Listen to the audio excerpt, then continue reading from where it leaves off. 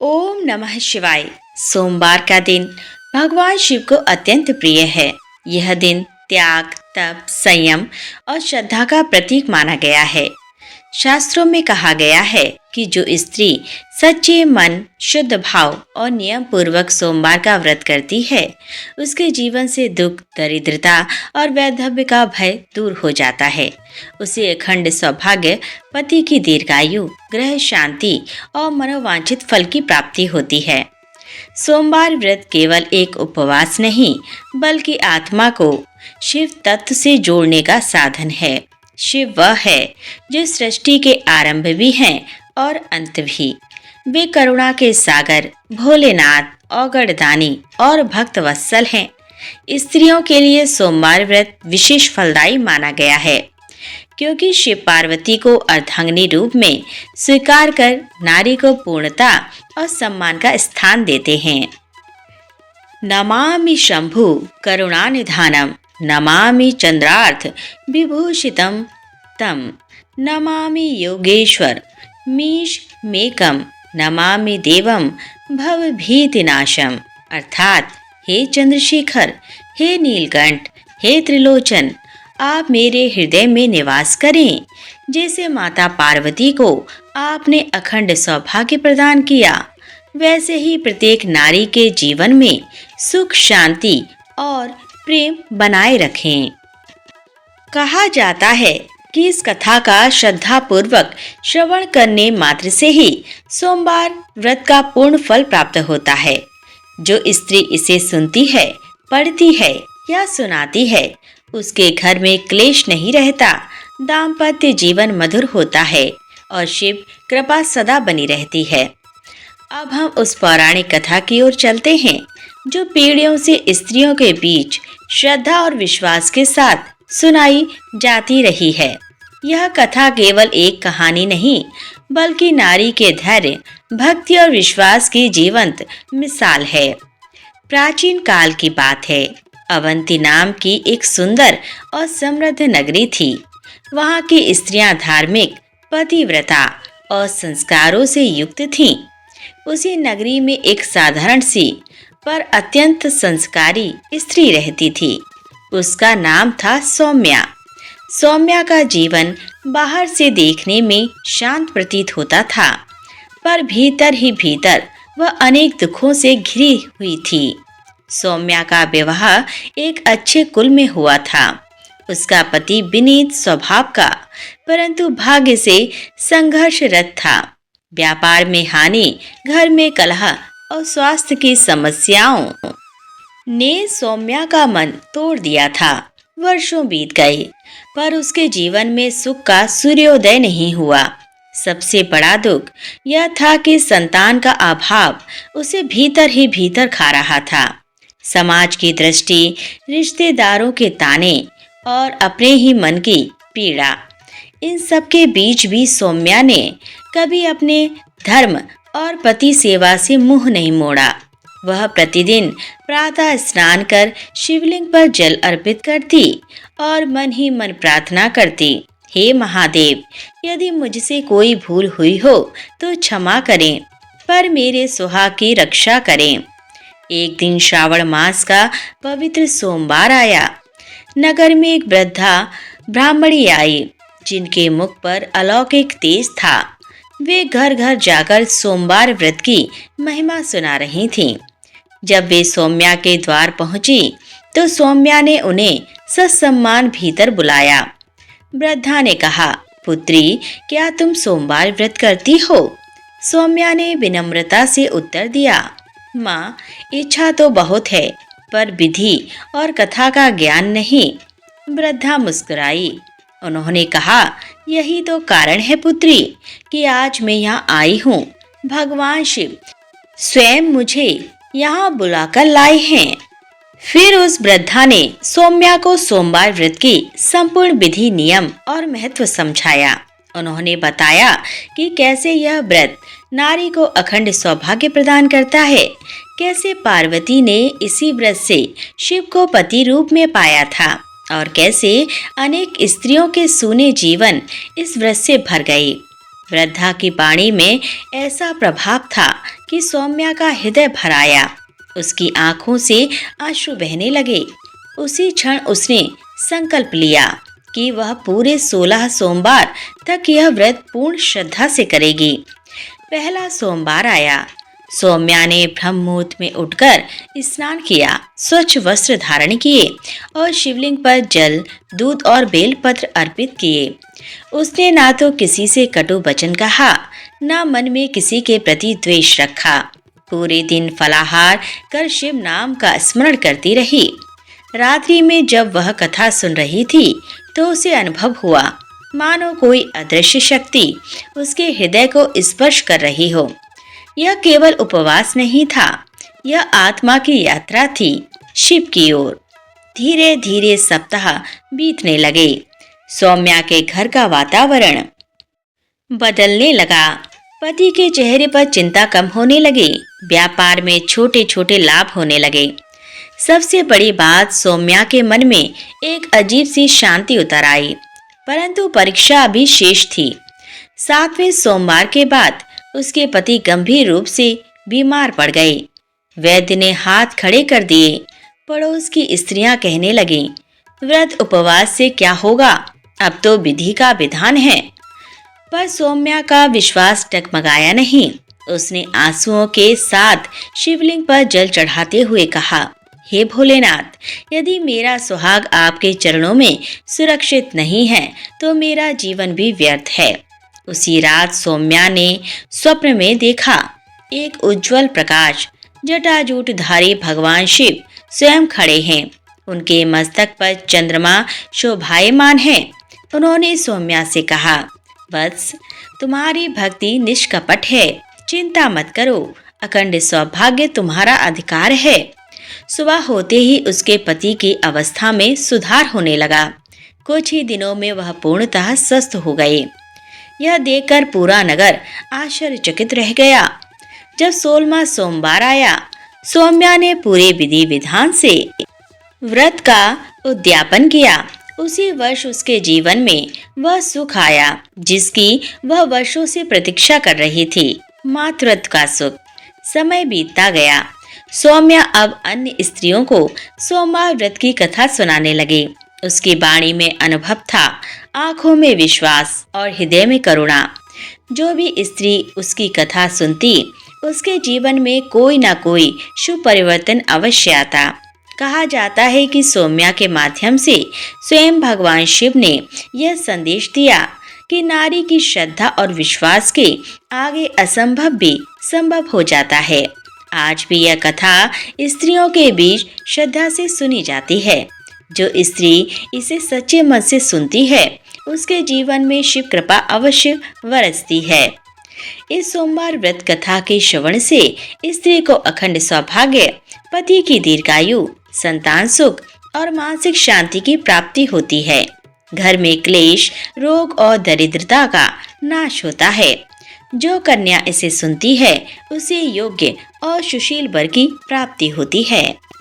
जो विवाहित स्त्री सुनती है, उसका दाम्पत्य जीवन सुखमय होता है। विधवा या दुखी स्त्री के जीवन में भी आशा का संचार होता है। अतः हे माताओं बहनों, इस पवित्र सोमवार व्रत को श्रद्धा से अपनाइए।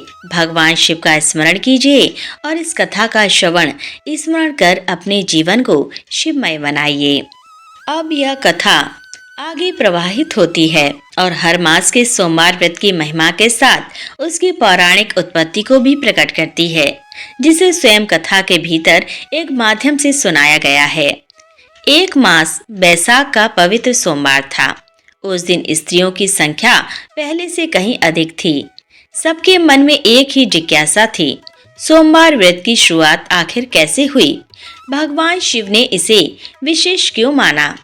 समय के साथ सौम्या का जीवन केवल उसके घर तक सीमित नहीं रहा। उसके अनुभव, उसकी भक्ति और सोमवार व्रत की शक्ति की चर्चा पूरे नगर में फैलने लगी। प्रत्येक मास के पहले सोमवार को स्त्रियां उसके घर एकत्रित होने लगीं। कोई अपने पति के लिए चिंतित थी, कोई संतान के लिए, तो कोई अपने दाम्पत्य जीवन में आई कटुता के लिए व्याकुल थी। सौम्या उन सबको एक ही बात कह दी, सोमवार का व्रत केवल एक दिन का उपवास नहीं है, यह हर महीने आने वाला वह अवसर है जिसमें नारी अपने सौभाग्य की रक्षा स्वयं कर सकती है। उसकी बाड़ी में कोई दिखावा नहीं था, केवल अनुभूति थी। उसने स्त्रियों को बताया कि प्रत्येक मास का सोमवार अपने अपने विशेष फल लेकर आता है। जैसे चैत्र मास का सोमवार नए संकल्प और नए जीवन का प्रतीक है, वैसे ही श्रावण मास का सोमवार भक्ति की पराकाष्ठा है। मार्गशीर्ष का सोमवार गृह शांति देता है और कार्तिक का सोमवार जीवन के अंधकार को हल लेता है। एक मास मार्गशीर्ष का था। उस मास के सोमवार को एक स्त्री, नाम था माधवी, रोते हुए सौम्या के पास आई। उसका पति क्रोधी स्वभाव का था और घर में कलह रहती थी। माधवी ने कहा, बहन, क्या सोमवार व्रत मेरे टूटते गृहस्थ जीवन को बचा सकता है? सौम्या ने उसे अपने पास बिठाया और शांत स्वर में कहा, जब स्वयं माता पार्वती ने शिव को पाने के लिए हर सोमवार तप किया तो हमारी पीड़ा क्या बड़ी है। यह व्रत केवल शिव को नहीं बदलता, यह पहले हमें बदलता है। माधवी ने उसी दिन संकल्प लिया। उसने हर महीने आने वाले सोमवार को नियम पूर्वक व्रत करना प्रारंभ किया। कुछ ही महीनों में उसके पति के स्वभाव में परिवर्तन आने लगा। घर में संवाद लौट आया, कटुता कम हुई। माधवी की आंखों में फिर से सौभाग्य की चमक लौट आई। इस प्रकार एक एक करके अनेक स्त्रियों के जीवन में परिवर्तन होने लगे। कोई कथा सुनाने आती, कोई सुनने। सौम्या हर मास की सोमवार कथा सुनाते समय पहले शिव स्तुति करवाती। कर्पूर गौरम करुणावतारम संसार सारम भुजगेंद्रहारम सदा वसंतम हृदयारविंदे भवम भवानी सहितम नमामि। फिर वह कहती, इस स्तुति को सुनते ही शिव और शक्ति दोनों की कृपा प्राप्त होती है, क्योंकि सौभाग्य केवल शिव से नहीं, शिव पार्वती दोनों से मिलता है। एक बार फागुन मास के सोमवार को नगर में अकाल जैसी स्थिति उत्पन्न हो गई। लोग भयभीत थे। स्त्रियां चिंतित थीं कि घर का चूल्हा कैसे जलेगा। उस दिन सौम्या ने सभी स्त्रियों से कहा, आज का सोमवार केवल अपने लिए नहीं, पूरे नगर के लिए व्रत का है। उस दिन सबने सामूहिक रूप से शिवलिंग पर जल चढ़ाया, कथा सुनी और संकल्प लिया। कुछ ही समय में वर्षा हुई, अन्न की व्यवस्था हुई और नगर संकट से उबर गया। लोग समझ गए कि यह केवल संयोग नहीं, बल्कि सामूहिक श्रद्धा का फल है। सौम्या अब वृद्ध होने लगी थी, पर उसका तेज कम नहीं हुआ था। उसने स्त्रियों को यह भी सिखाया कि यदि किसी मास में पूर्ण व्रत संभव ना हो तो कथा श्रवण अवश्य करें, क्योंकि कथा सुनना भी व्रत का ही एक अंग है। कहा जाता है कि अंतिम समय में सौम्या ने अपनी पुत्री को पास बुलाया और कहा, यह सोमवार व्रत की कथा केवल शब्द नहीं है, यह नारी के धैर्य और विश्वास की धरोहर है। इसे हर मास हर सोमवार सुनाना। सौम्या के देह त्याग के बाद भी यह परंपरा समाप्त नहीं हुई। आज भी उस नगर में हर महीने आने वाले सोमवार को स्त्रियां एकत्रित होकर यही कथा सुनती हैं। जो स्त्री हर महीने आने वाले सोमवार का व्रत करती है, उसे अखंड सौभाग्य की प्राप्ति होती है। उसका सुहाग सुरक्षित रहता है, पति की आयु बढ़ती है और दाम्पत्य जीवन में मधुरता आती है। जो स्त्री केवल कथा सुनती है, उसके जीवन में भी संकट धीरे धीरे दूर होने लगते हैं। यह व्रत नारी को सहनशील बनाता है, उसे आत्मबल देता है और जीवन के संघर्षों में शिव का सहारा प्रदान करता है। अंत में यही कहा गया है, सोमवार व्रत नारी का व्रत है। यह मौन तपस्या का सार है। जहाँ विश्वास है वहाँ शिव है, और जहाँ शिव है वहाँ अखंड सौभाग्य है। ओम नमः शिवाय। अब सौम्या ने दीपक की लौ को निहारते हुए कथा का सूत्र थामा। उसकी वाणी में कंपन था, पर विश्वास अडिग। उसने कहा, बहनों, यह जो मैं कथा सुनाने जा रही हूँ, यह स्वयं शिव पार्वती की लीला है। यह वही पौराणिक सोमवार व्रत कथा है जो हर महीने आने वाले सोमवार को सुनाने से अखंड सौभाग्य और संतान की दीर्घायु प्रदान करती है। यह कथा मैंने अपने गुरुदेव से सुनी थी और उन्होंने अपने गुरु से। आज यह कथा मेरे माध्यम से तुम सब तक पहुंच रही है। तो कथा इस प्रकार है। एक बार किसी एक नगर में एक साहूकार रहता था। उसके घर में धन की कोई कमी नहीं थी, लेकिन कोई संतान न होने के कारण वह बहुत दुखी था। संतान प्राप्ति के लिए वह हर सोमवार को व्रत रखता था और पूरी श्रद्धा के साथ शिव मंदिर जाकर भगवान शिव और माता पार्वती की पूजा करता था। उसकी भक्ति देखकर एक दिन मां पार्वती प्रसन्न होकर भगवान शिव से साहूकार की मनोकामना पूर्ण करने का निवेदन किया। पार्वती जी के आग्रह पर भगवान शिव ने कहा, हे पार्वती, इस संसार में हर प्राणी को उसके कर्मों का फल मिलता है और जिसके भाग्य में जो हो उसे भोगना ही पड़ता है। लेकिन पार्वती जी ने साहूकार की भक्ति देखकर उसकी मनोकामना पूर्ण करने की इच्छा व्यक्त की। माता पार्वती के आग्रह पर शिव जी ने साहूकार को पुत्र प्राप्ति का वरदान तो दिया, लेकिन उन्होंने बताया कि यह बालक 12 वर्ष तक ही जीवित रहेगा। माता पार्वती और भगवान शिव की बातचीत को साहूकार सुन रहा था, इसीलिए उसे ना तो इस बात की खुशी थी और ना ही दुख। वह पहले की ही भांति शिव जी की पूजा करता रहा। कुछ समय के बाद साहूकार की पत्नी ने एक पुत्र को जन्म दिया। जब वह बालक 11 वर्ष का हुआ तो उसे पढ़ने के लिए काशी भेज दिया गया। साहूकार ने पुत्र के मामा को बुलाकर उसे बहुत सारा धन देते हुए कहा कि तुम इस बालक को काशी विद्या प्राप्ति के लिए ले जाओ। तुम लोग रास्ते में यज्ञ कराते जाना और ब्राह्मणों को भोजन दक्षिणा देते हुए जाना।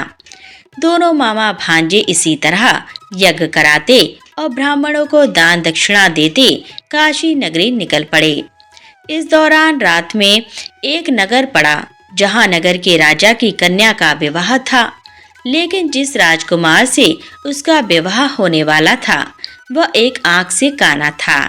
राजकुमार के पिता ने अपने पुत्र के काना होने की बात को छुपाने के लिए सोचा, क्यों ना उसने साहूकार के पुत्र को दूल्हा बनाकर राजकुमारी से विवाह करा दूंगा। विवाह के बाद इसको धन देकर विदा कर दूंगा और राजकुमारी को अपने नगर ले जाऊंगा। लड़के को दूल्हे के वस्त्र पहनाकर राजकुमारी से विवाह करा दिया गया। साहूकार का पुत्र ईमानदार था, उसे यह बात सही नहीं लगी, इसीलिए उसने अवसर पाकर राजकुमारी के दुपट्टे पर लिखा कि तुम्हारा विवाह तो मेरे साथ हुआ है, लेकिन जिस राजकुमार के संग तुम्हें भेजा जाएगा वह एक आंख से काना है।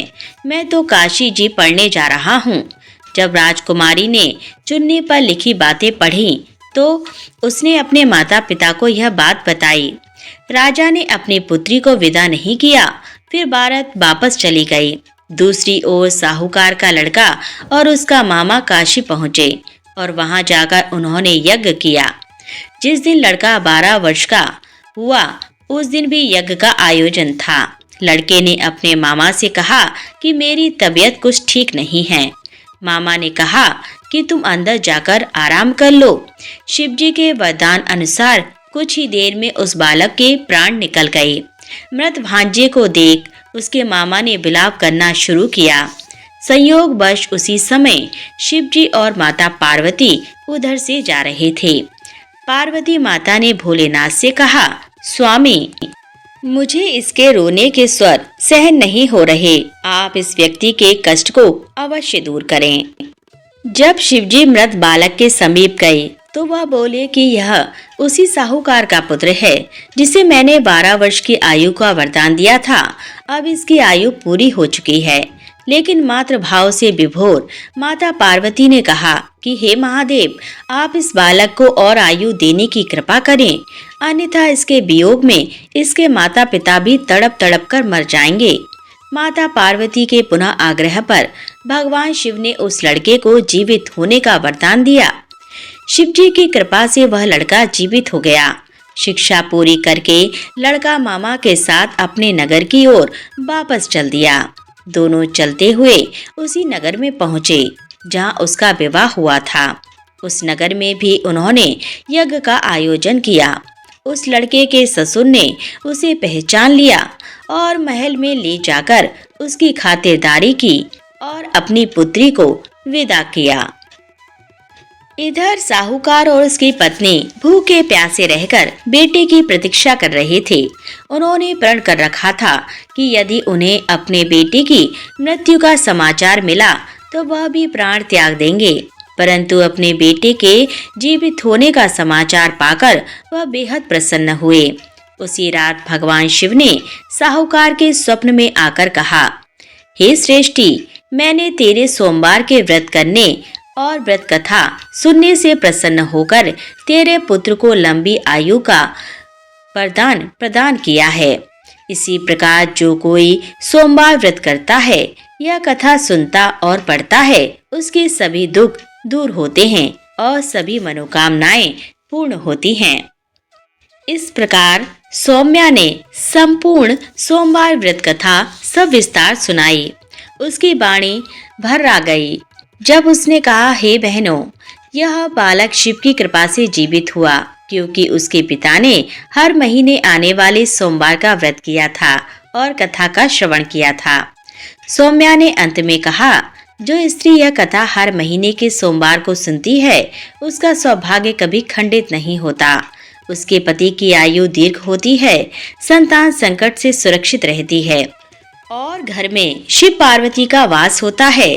स्त्रियों की आंखें नम थीं। सबने एक स्वर में कहा, ओम नमः शिवाय। सौम्या ने कथा का अंतिम सूत्र थामते हुए कहा, बहनों, यही है हर महीने आने वाले सोमवार व्रत की सच्ची पौराणिक कथा। जिस प्रकार उस साहूकार ने बिना किसी शिकायत के, बिना शर्त, केवल श्रद्धा और विश्वास के साथ भगवान शिव की उपासना की, उसी प्रकार जो नारी हर सोमवार व्रत करती है या श्रद्धा पूर्वक इस कथा का श्रवण करती है, उसके जीवन में शिव पार्वती की कृपा अवश्य बनी रहती है। भगवान शिव ने स्वयं स्वप्न में दर्शन देकर यह वरदान दिया कि सोमवार व्रत और व्रत कथा का श्रवण करने से संतान की रक्षा होती है, उसकी आयु बढ़ती है और घर में अकाल मृत्यु का भय नहीं रहता। माता पार्वती की करुणा से नारी को अखंड सौभाग्य प्राप्त होता है, उसका सुहाग सुरक्षित रहता है और दाम्पत्य जीवन में प्रेम व सामंजस्य बना रहता है। जो कन्या इस कथा को सुनती है, उसे योग्य वर की प्राप्ति होती है।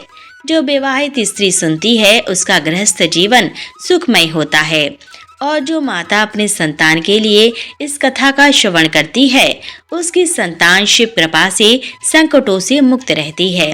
इसीलिए हे माताओं और बहनों, हर महीने आने वाले सोमवार को श्रद्धा के साथ व्रत करें, भगवान शिव का स्मरण करें और इस पावन कथा को सुनें और सुनाएं। जहाँ विश्वास है वहाँ शिव है और जहाँ शिव है वहाँ जीवन में कभी अभाव नहीं होता। इतना कहकर सौम्या ने दीपक के सामने शीश झुकाया। ओम नमः शिवाय। शिव कृपा सब पर बनी रहे। प्रिय श्रोताओं, आज की यह कथा यहीं संपन्न होती है। आपको हमारे द्वारा सुनाई गई ये कथा कैसी लगी? यदि अच्छी लगी हो तो वीडियो को लाइक जरूर करें और इसी प्रकार के यदि आप भविष्य में वीडियो सुनना चाहते हैं तो हमारे चैनल को सब्सक्राइब जरूर कर लें। पूरा वीडियो वॉच करने के लिए धन्यवाद।